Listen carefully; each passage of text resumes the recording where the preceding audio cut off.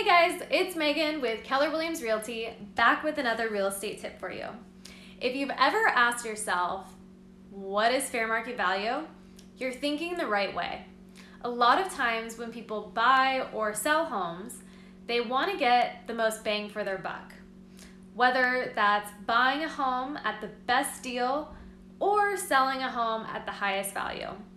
I always tell my clients that there are 3 prices to a house: the list price, the fair market value, and the sales price.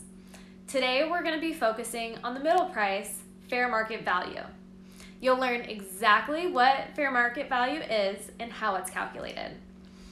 Have you ever driven past a house with a for sale sign and once you found out the price that they were asking, thought they're freaking out of their mind and they're never going to get that price?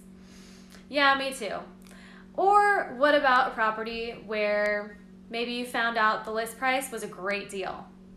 Either way, in both scenarios, keep in mind you're seeing the for sale price and not the price that it's actually going to sell at. Now, on to the meat of today's topic, fair market value, or for short, FMV. FMV is the price a ready, willing, and able buyer, or many buyers, would pay for the home. This is the best place to start when trying to identify what a home is worth, when you are offering on a house or if you're selling a house. From there, you can strategically list your home or strategically offer on a property to ensure success. Now, how is FMV calculated?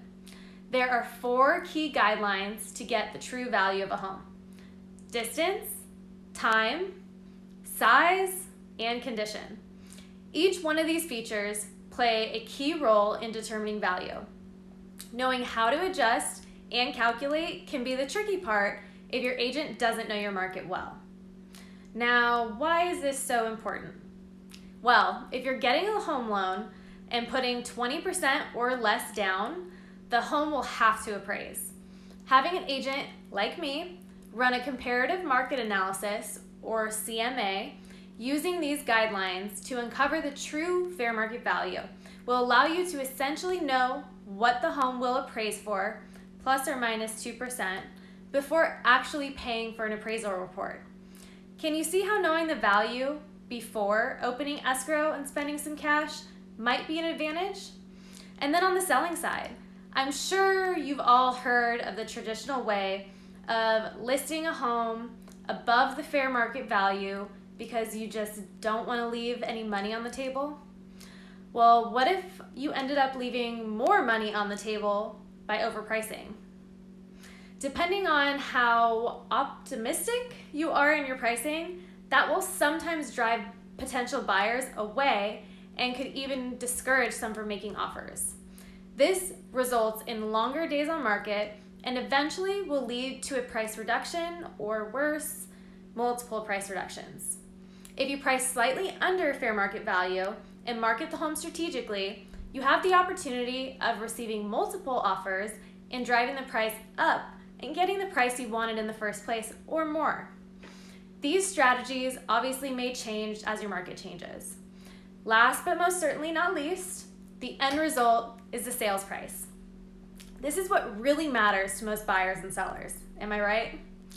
If your agent knows what they're doing, they can leverage the 2 other prices to negotiate their way to this end result. Whether that is using them to their advantage in getting you as a buyer a better deal, or using them to negotiate you the highest sales price as a seller. Oh, and real quick, I want to touch on online instant evaluations. We've all used them at one point or another. These typically give you some sort of instant value based on closed sales around you.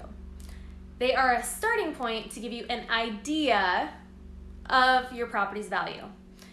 But take that idea with a grain of salt. These online valuations do not make adjustments like we just briefly discussed and are very rough estimate. For example, you've all heard of Zillow's Zestimate, right?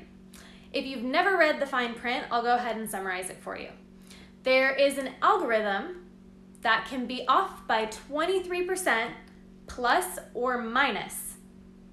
That is 23% more or less, which comes to 46% off that Zillow could potentially be. So let that marinate. On another note, I'm going to be having a giveaway the first week of December, so make sure you're following me on Instagram and also subscribe to my weekly emails. Thanks for tuning in, and I'll see you guys next week.